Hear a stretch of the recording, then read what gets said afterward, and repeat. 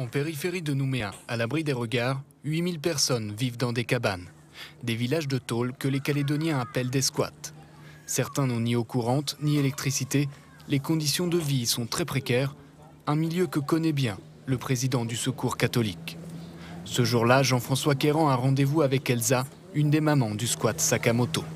C'est ce qu'on appelle en France des bidonvilles, tout simplement. Le Secours catholique s'occupe un petit peu des personnes pour faire un petit peu de développement communautaire, de manière à ce que le quotidien soit un peu plus supportable.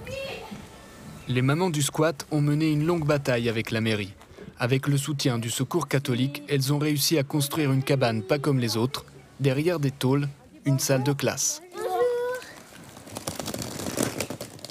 Tous les soirs, depuis un an, elle accueille les enfants de primaire après l'école pour les aider à faire leurs devoirs. Voilà sa stratégie contre l'échec scolaire. Jérémy, à votre place. Netia aussi, Chloé, tu rentres. Ils sont là pour un moment de faire les devoirs, leurs devoirs. Il faut que ça soit aussi un moment de détente parce qu'ils sortent d'une journée d'école. Il faut que ça soit cool aussi. Parmi ses élèves, il y a aussi son fils Jean-Luc, qui ne reçoit aucun traitement de faveur. Jean-Luc, il y a les sons à faire, hein? T'as pas... Non, je fais d'abord ça, là. Les calculs? Oui. N'oublie pas de marquer la date de demain. Elsa n'a pas de diplôme, mais elle a suivi une formation spécifique. Tranquille, tranquille. Allez, vas-y. Une association locale lui verse même une petite rémunération, environ 20 € par jour, un vrai coup de pouce pour cette jeune maman de 3 enfants. C'est que le fond de l'air est frais. Jacques Charpentier. Très bien. C'est bon pour toi? Ça leur fait du bien, ça me fait du bien et voilà. Et tant que c'est bon pour eux, c'est bon pour moi. Des fois, comme on a terminé nos devoirs, elle nous donne des exercices. Ou elle nous dit de dessiner. J'aime bien venir à l'étude parce que nous, on fait nos devoirs et quand on va à la maison, après, on n'a plus rien à faire. Cela n'aurait jamais été possible sans le Secours catholique qui a fourni tous les meubles, des cahiers et des crayons.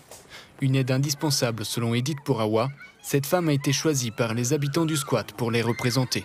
La plupart des gens qui vivent dans les squats, on n'a pas bac plus 5, bac plus 6, sinon on ne serait pas ici. On serait déjà dans des maisons, bien logées, quoi. On ne serait pas ici. Et donc nous, on a voulu faire ça pour nos enfants qui réussissent, qui font des études, parce qu'on sait que les études, c'est important. Avec ce qu'on a là, on peut arriver loin. On peut rêver. En tout cas, les enfants ne manquent pas d'ambition. Moi, je voudrais travailler policière. Une maîtresse quand je serai grand. Et moi, je vais faire avocat. Pendant que les habitants parient sur l'avenir de leurs enfants, les autorités construisent des logements sociaux. Mais la demande reste plus forte que l'offre. D'ici la fin de l'année, les 400 habitants du squat Sakamoto doivent libérer leurs cabanes. Un projet d'écoquartier doit voir le jour. Les autorités ont promis aux familles du squat qu'elles y auraient une place.